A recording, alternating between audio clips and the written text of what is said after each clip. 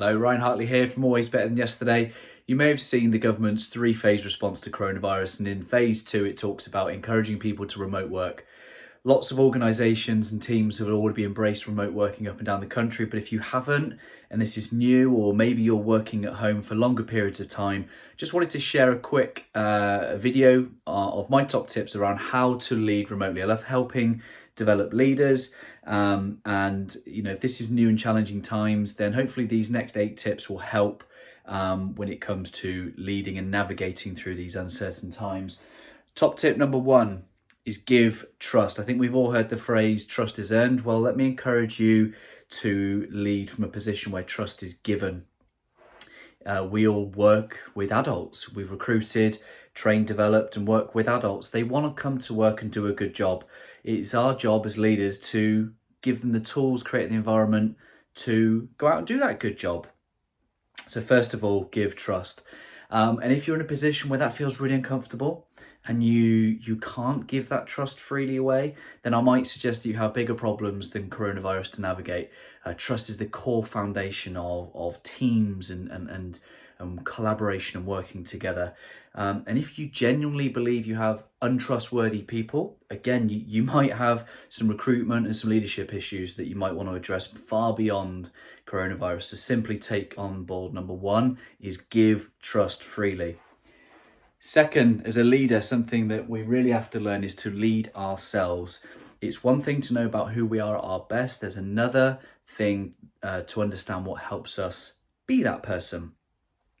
Leadership requires us to put our own needs and our own worries to one side so that we can serve others. So create time in your schedule for your day to be mindful, whether that be exercising, drinking more water, getting better sleep, whatever's going to help you be at your best in a position of calm so that you can be the person that your team needs you to be, then make sure you embrace that. So lead yourself. Number 3. How to lead remotely. Top tip number 3 is provide clarity.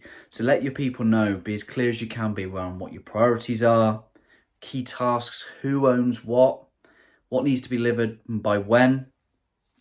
Things are changing almost daily. So make sure that you're communicating as frequently and as often as you can be. Provide that clarity. Use video. We want to connect with human beings. Use this as much as you possibly can. Number 4, create connection. Again, this is the thing that the leadership create it. We have the gift of being able to create connection. So we're going to be sat at home at our own desk. And before you think about cracking on with the tasks that you've got, take some time to schedule in regular catch-ups with your team, with your people. Now that can be on a formal basis in terms of like your weekly meetings, your monthly meetings. But it can also be on an informal basis as well. When we're up and down the country in our offices and we meet and we connect with other human beings over a coffee, you have the opportunity to create that using technology, whether it be your web conferencing, whatever that might be. Even if you schedule a 10-minute coffee catch-up where everyone just comes on, because people want to feel like they're seen, they heard, they matter, they belong. And it's a chance for the leader in the small moments to make a difference to those people's day. So a great leader who knows how to lead remotely will create that connection, provide a time and a space to bring the team together remotely. Even if you're chatting rubbish, that is time well spent as a leader because you're bringing people together, being a positive influence on their day. Schedule that one-to-one time as well. Make sure it happens. Don't just schedule it in with the mindset of, oh, only if you need it. Make it happen. Keep connected with your people. Number 5, have empathy. There's a lot of talk about great leaders have emotional intelligence. Why is that important when we lead remotely? Well, each of your team will be reacting very differently to these challenges that are coming up. We are human. We are unique. Don't assume what people need. Don't assume. Just simply ask the questions. What do you need from me? How can I help you?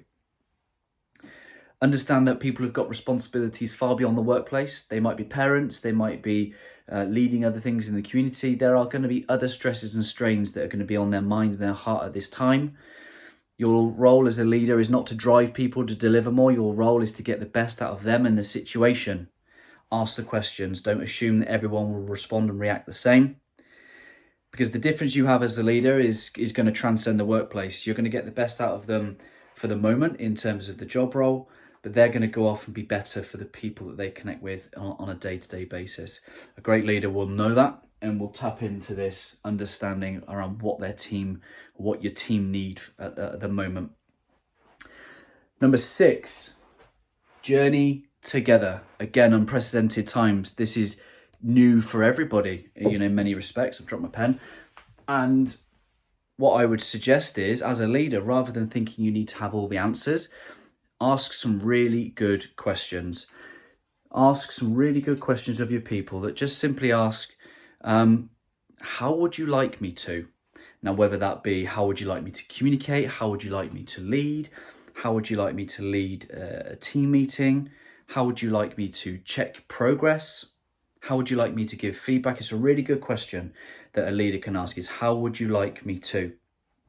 It enters in a two-way conversation where we both agree on the way forward. It seeks that commitment. And then we can say, as a team, we commit to. As a team, we commit to. And that might be about some tasks. That might be about the way that we communicate. Again, if we can do that together, it builds that commitment. Yeah, that's all I want to say on that one. Journey together. Ask good questions. Seek that commitment.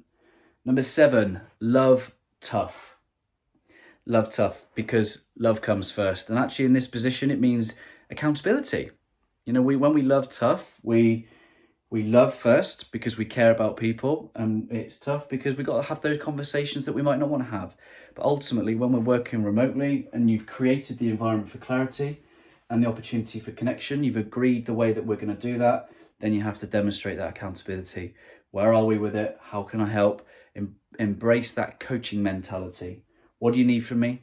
What barriers can I help you overcome?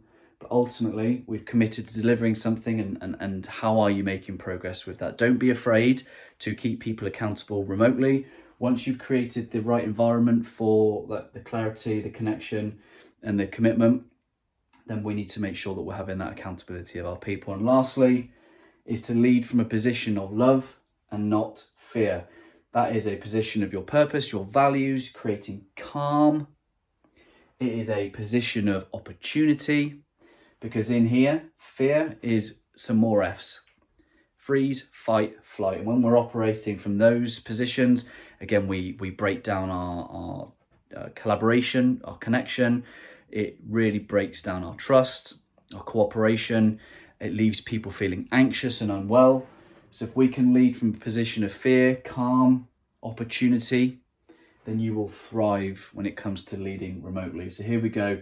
How to lead remotely. Top 8 tips. Give trust, lead yourself, provide clarity, create connection, have empathy, journey together, love tough, love not fear. Those are my 8 top tips. I've led teams remotely for a very, very long time. These things absolutely help. And if there's anything that you'd like to ask me personally, drop me a message. I am offering one-to-one with leaders to discuss own personal resilience during this leadership time. And also opportunity for you to discuss your needs when it comes to particularly this leading self, an opportunity to discuss any strategies you might want to put in place to navigate the times that are coming.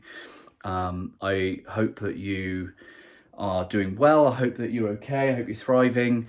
And if I can help you in any way, please just do message and use the link in the comments. But for now, I hope these tips have been helpful, been useful. I'd love to know which one resonates with you and what tips I've missed off that you would add to your own list. And I'll speak to you soon. Much love.